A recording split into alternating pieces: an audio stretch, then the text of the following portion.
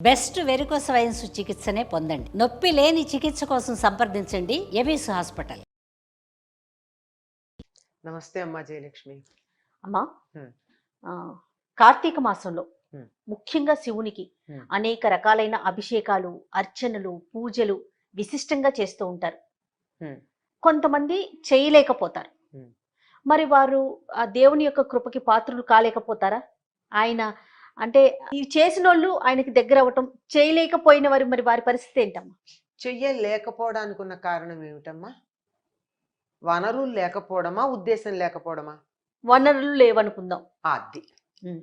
వనరులు లేక చెయ్యలేదు అనేటటువంటి వారి సంగతి ఏమిటి అని అడుగుతున్నారు ఆ. మీరు, అంతే కదా? అవును.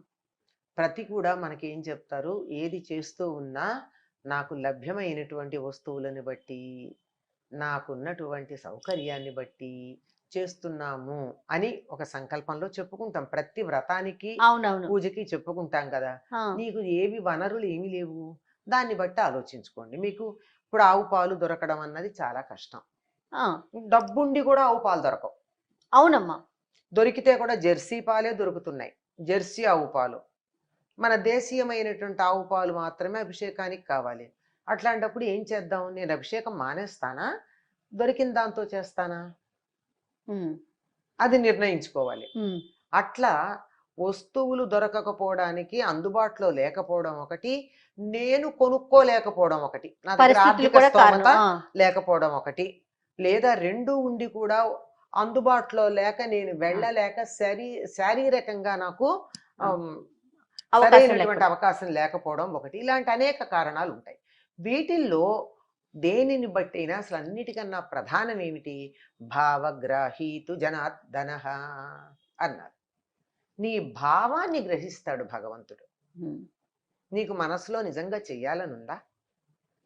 లేదు, నేను చేశాను అని చెప్పి ఇతరులకు చూపించుకోవడానికి అటెండెన్స్లో మార్కులు టిక్ పెట్టుకుంటారే, అట్లా ఇచ్చేసా అని చెప్పి లెక్కలు టిక్ పెట్టుకోవడానికి చేస్తున్నారా?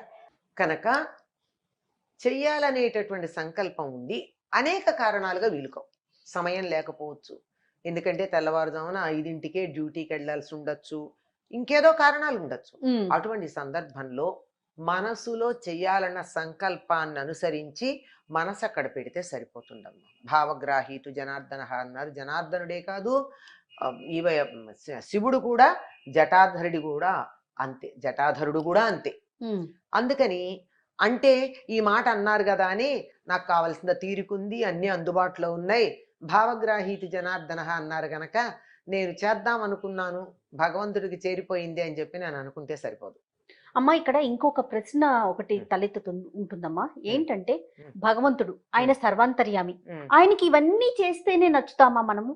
ఆయన భగవంతుడు కదా, ఆయన ఎందుకు ఆశిస్తాడు మన వైపు నుంచి ఇవే అనే ప్రశ్న వస్తూ ఉంటుంది కదా. అదే మీరు అడిగిన దాని కొనసాగింపు ప్రశ్నే. ఇంత చెయ్యాలని అనుకున్నప్పుడు అందుబాటులో పాలు లేవు అనుకుంటే అభిషేకానికి నీళ్లు వేయచ్చు కదండి. ఏం నీళ్లు కూడా లేవా? అంతగా లేకపోతే నువ్వు తాగే నీళ్లలో ఒక్క చెంచాడు తగ్గించుకుని వేయవాళ్ళు ఆయనకి. ఒక చెంచాడు చాలు చాలు. ఆయనేమి తిన్నడు, ఎలా తీసుకొచ్చి ఆయనకి అభిషేకం చేశాడు? అవునా కదా? ఆ విధంగా అంటే అతడి సంస్కారం అట్లాంటిది. అందరూ అట్లా సంస్కారం ఒప్పుకుంటారా? కుదరదు కదా. కనుక మన సంస్కారాన్ని అనుసరించి మనకి తగినట్టుగా నీళ్లు వేయచ్చు, ఒక మారేడు పత్రి వేయచ్చు. అది దొరకలేదండి, మారేడు పత్రి కూడా ఇక్కడక్కడ మారేడు చెట్లు లేవు, అలా 4 అడుగులు వెయ్యండి, జిల్లేడాకులు జిల్లేడు పూలు కనపడతాయి, ఉమ్మెత్త పూలు కనపడతాయి. అవి ఎవరు కొయ్యరు కదా. శివుడికి వాటితో అర్చించిన ఆయన సంతోషపడేవాడే కదా. ఓ గరిక తెచ్చి ఆయన కొడుకు పేరు చెప్పి అక్కడ వేయండి, గరిక పోచ సరిపోలే? గణపతికి ఇష్టం కదా. చెయ్యాలి అన్నటువంటి ఉద్దేశ్యం చాలా ప్రధానం. అది ఉండి మీకు అందుబాటులో ఏ ఉంటే వాటితో చెయ్యండి. అన్నీ ఉండి కూడా భావగ్రాహీతు జనార్దన అన్నారు గనక నేను ఇక్కడ కూర్చుని మనసుతో అనుకుంటాను, పాలు అందుబాటులో ఉన్నాయి, తేలికగాను ఉన్నాను, అన్నీ అవకాశంగా ఉన్నాయి, అయినా సరే బద్దకించి కూర్చుంటే మాత్రం ఫలితం లేదు. అవకాశం లేని సందర్భంలో మాత్రమే ఇటువంటిది వస్తుంది. మీరు భగవంతుడు ఇవన్నీ మన నుంచి ఆశిస్తాడా అని అడిగారు కదా. కాదమ్మా, ఆయన ఇచ్చినవే కదా. అదే మీరు అడిగారు, ఆశిస్తాడా అని. ఇప్పుడు అమ్మ పుట్టినరోజు, పిల్లవాడు చాక్లెట్ తెచ్చి అమ్మకి ఇస్తాడు. అమ్మ ఎంత మురిసిపోతుందండి. ఎక్కడిది ఆ డబ్బు, వాడికి చాక్లెట్ కొనడానికి సంపాదించాడా? అమ్మాయి దగ్గరే తీసుకుని అమ్మ ఉంటాడు వాడు. దగ్గరే తీసుకున్నాడు. కనుక తీసుకున్నా దాన్ని నాకు ఇవ్వాలనేటటువంటి నా మీద ఉన్న ప్రేమ ఉంది అక్కడ నా కొడుక్కి, అది నాకు సంతోషం కలిగిస్తుంది. నా కొడుకే నేనిచ్చిన డబ్బే తన కోసం వాడుకోకుండా నాకు ఒక చాక్లెట్ కొని ఇచ్చాడు కదా, అవునమ్మా. ఆ భావన ఉందే, అది నాకు సంతోషం కలిగిస్తుంది. భావన ఉంది కదా అని ఇవ్వకపోతే దుర్మార్గుడే కదా అది. అంతేకాదు, ఇవన్నీ చేయకపోతే, ఇవన్నీ చెయ్యాలా, ఆ. చేయకపోతే ఎట్లా అని అనుకుంటే నీకు నీ దృష్టి కేంద్రీకరించటానికి ఒక సంకేతాన్ని పెట్టుకున్నప్పుడు అది నిలిచేటట్టు చూడాలి కదా. ఎందుకండి మనకి ఎక్కడ పడితే అక్కడ దేవుడు ఉన్నాడు కదా, ప్రత్యేకంగా గుడికి ఎందుకు వెళ్ళాలి, మన ఇంట్లో అయినా ఒక దేవుడు పటం ఎందుకు కావాలి అంటే, నీ దృష్టి చల్లా చెదరైపోతుంది కనుక. నీ దృష్టి అటు ఇటు వెళ్ళిపోకుండా దేవుడి దగ్గరికి వెడితే కళ్ళు వేరే చూడకుండా ఆ రూపాన్ని చూస్తాయి, చెవులు ఏదో వినకుండా నువ్వు చదువుతున్న స్తోత్రాలు వింటాయి, నోరు చండాలపు మాటలు మాట్లాడకుండా ఆ దేవుడు స్తుతి పలుకుతుంది. కనుక నీ ఇంద్రియాలన్నీ అక్కడ కాన్సన్ట్రేట్ చేసి ఉండడానికి ఒక రూపం పెట్టుకున్నావు. అవును, అంతే కదా. అవునమ్మా. ఆ పెట్టుకునేది మన ఇంట్లో ఉన్న ఒక ఫోటో కావచ్చు, ఒక చిన్న బొమ్మ కావచ్చు. ఎక్కువ మందికి ఉండాలి అనుకున్నటువంటి సందర్భంలో ఏం చేస్తున్నారు, పెద్ద ఆలయాల్లో పెద్ద పెద్ద విగ్రహాలు ఉంటున్నాయి. అదే శివుడికి సంబంధించి చెప్పుకుంటున్నాం కదా, శివుడికి సంబంధించినటువంటి శివలింగాలు ఉంటున్నాయి. వాటికి మరి అభిషేకాలు ఎందుకు చేయాలి, పాలు వృధా అవుతాయి అని కదా. సాధారణంగా అట్లా చేసినవి వృధా చేయరమ్మా, అవన్నీ పట్టి పానవట్టంలోంచి తీసి ప్రసాదంగానే ఇస్తారు, ఎవ్వరికి ఏమీ లోటు లేదు. కానీ పాలు ఎందుకు పోస్తారు అని గనక గమనించినట్టయితే, ఇవన్నీ శిలలు, వాడగా వాడగా శిలలు బీటలు ఇస్తాయి. ఆ బీట ఇవ్వకుండా ఉండడానికి చలికాలంలో మన శరీరం ఏ రకంగా అయితే చిట్లిపోతుందో ఆ శిల కూడా చిట్లిపోయే ప్రమాదం ఉంది చలికి. కొన్ని దేవాలయాల్లో ఉన్నటువంటి శివాలయాల్లో ఉన్న శివలింగాలు వాటి మీద బీట వచ్చింది అని మనం విన్నాం. అభిషేకం చెయ్యక అంతే, ఆ విధంగా పాలతో గనక అభిషేకం చేస్తూ ఉన్నట్టయితే అది బీటనివ్వదు. ఈ బీట ఇచ్చేటటువంటి కాలం ఇదే. అందువల్ల తప్పనిసరిగా అభిషేకాలు చేయాలి. ఈ సందర్భం కాకపోవచ్చు కానీ ఇంకొక చిన్న విషయం అమ్మా, చాలా మంది హేతువాదులు అనుకోవచ్చేమో మనం, ఇంత అభిషేకాలు చేసి ఇన్ని అర్చనలు చేసి ఆ పాలుని అలా వృధాగా పోగొట్టే బదులు ఎంతో మంది తాగటానికి పాలు లేని వాళ్ళని మనం ఎంతో మందిని చూస్తున్నాం, వాళ్ళకి ఇవ్వచ్చు కదా, ఎందుకు అంటే అలా వేస్ట్ చేయటం ఏంటి అనే ఒక అనే ప్రశ్న కూడా మనం వింటూ ఉంటాం. ఆ పుణ్యం మీద అక్కడ వస్తుంది కదా. నిజంగా భగవంతుడు ఉంటే, పాలు లేక బాధపడుతున్న పిల్లవాడు అక్కడ ఉంటే ఒక్క క్షణం ఆగి ఈ పాలు ఏవైతే ఉన్నాయో వాటిలో ఒక చుక్క అయ్యా శివా నీకు వేస్తున్నాను, మిగిలినవి నీ రూపంలో ఉన్న పిల్లవాడికి ఇస్తున్నాను అని ఇవ్వగలిగిన మనస్సు ఉంటే మంచిది. లేదు, అది పక్కన పెట్టండి. అది కూడా లేదు కదా, ఒక చుక్క అక్కడ వేసి మిగిలింది ఇవ్వండి, నైవేద్యంగా చూపించి ఇచ్చినట్టు. అసలు ఈ మాట అనేటటువంటి వాళ్ళు ఒక విందు జరిగినప్పుడు కానీ, వాళ్ళింట్లోనే ఒక పుట్టినరోజో పెళ్ళో జరిగినప్పుడు కానీ ఎంత వేస్టేజ్ అవుతోంది. వాళ్ళు వేరే అక్కర్లా, వీళ్ళే ఎక్కడికన్నా ఏ విందుకో వెళ్ళి బఫేలో తింటూ కూడా ప్లేట్లో ఎంత వేస్ట్ చేస్తున్నారో గమనించి తర్వాత మాట్లాడమనండి. అభ్యంతరం ఏం లేదు, వాళ్ళన్న దాంట్లో హేతువాదం బాగానే ఉంది. ఇదే హేతువాదం కొంచెం అటుపక్క కూడా వాడదాం.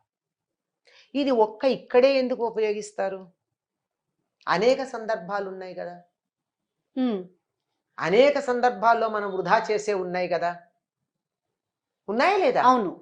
మరి అప్పుడు చేయకుండా ఈ ఒక్క సందర్భంలో మాత్రమే మీరు ఆదా చేస్తే సరిపోతుందా? అన్ని సందర్భాల్లోనూ ఆదా చేయండి. ఎక్కడ ఒక అన్నం మెతుకు పడియకుండా చూడండి. నేను ఎప్పుడూ చెప్తా, చెత్త బుట్టలో కనపడినటువంటి ఒక్కొక్క అన్నం మెతుకు నాకు ఒక్కొక్క రైతు కన్నీళ్లుగా కనపడతాయి. నాకు కనపడుతుంది, అన్నం మెతుకు చూస్తే నాకు అది కన్నీరులాగా అనిపిస్తుంది, రైతు కన్నీరులాగా. అంత కష్టపడి వాళ్ళు పండిస్తే నీకు పండించటం రాదు, పెట్టదు, వృధా చేస్తావు. అలా వృధా చెయ్యని వాళ్ళు ఎవరైనా ఉంటే ఈ మాట అంటే వాళ్ళకి నేను నమస్కారం చేస్తాను. కనీసం ఒక్క మెతుకు పారేయండి నేను అని చెప్తే, వృధా చేయకుండా. ఈ ఒక్క చోట మాత్రమే ఆదా చేస్తే సరిపోతుందా అన్నది ఒకటి నా ప్రశ్న. ఇక్కడ చేయాలి, అనుమానం ఏం లేదు. అక్కడ ఎవరైనా ఉన్నారు అంటే ప్రత్యక్షంగా ఉంటే ఖచ్చితంగా వారికే అందించాలి మనం. తప్పనిసరిగా ఆహారం గాని ఆ సమయంలో అక్కడ మనకి మన పురాణాల్లో ఎన్ని కథలు ఉన్నాయేమో, ముఖ్యంగా ఈ కార్తీక పురాణం మొదలైనవి చెప్పేటటువంటి చోట ఆకలితో ఉన్నటువంటి వాళ్ళని చూసి దేవుడికి ఇవ్వవలసింది వాళ్ళకి ఇస్తే కూడా వాళ్ళకి పుణ్యం పుణ్యం వచ్చింది అని వస్తుంది. ఉంది. అవును. అంటే నువ్వు అందులో దైవాన్ని నువ్వు అందులో కూడా చూడగలిగినటువంటి స్థితి నీకు వచ్చినప్పుడు వస్తోంది. అది రావడానికి అది అభ్యాసం. ఇప్పుడు ఏదైనా ఒకటి చెయ్యాలి అంటే ప్రాక్టీస్ ఉండాలి కదా, అంతే నీకు కదా. అలవాటు కావడానికి. ఆలయంలో శివుడికి ఇవ్వడం అభ్యాసం అయింది, నేను టీలోనో కాఫీలోనో పోసుకోకుండా పాలు దేవుడి మీద పోయడం అక్కడ అలవాటు అయ్యాక ఆ తర్వాత నేను ఇంకోళ్ళకి ఇవ్వడం నాకు అలవాటు అవుతుంది. అవును.